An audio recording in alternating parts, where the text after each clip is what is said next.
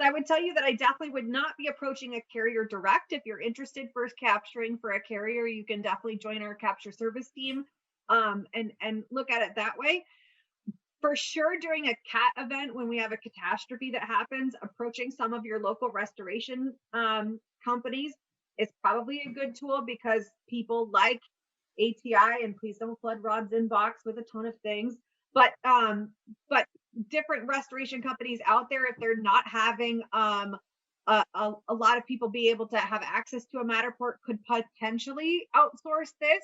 A good majority of the restoration industry at this point has Matterport cameras and are using this on an everyday use case already. So they would be using you for maybe something like a special project, or a really large capture, or even just some demos on the field. But I definitely would suggest reaching out to our capture service team if you're looking to capture in this space.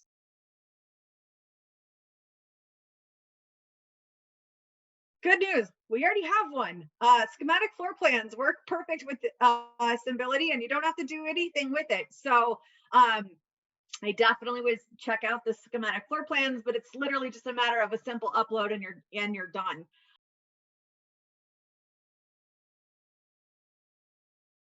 We are writing for underwriting and risk at this point for policy assessment. Typically, most of the use cases that we're seeing at this point are high valued claims that are coming in, complex, high risk property, commercial claims that are coming in.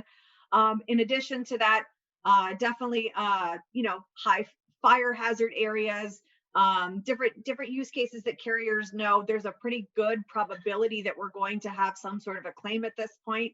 I only have one carrier at this point that's recognizing it as like an everyday, every single claim kind of coming in from an underwriting perspective.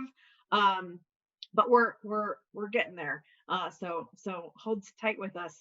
2021 is going to be an exciting insurance ride for us for sure.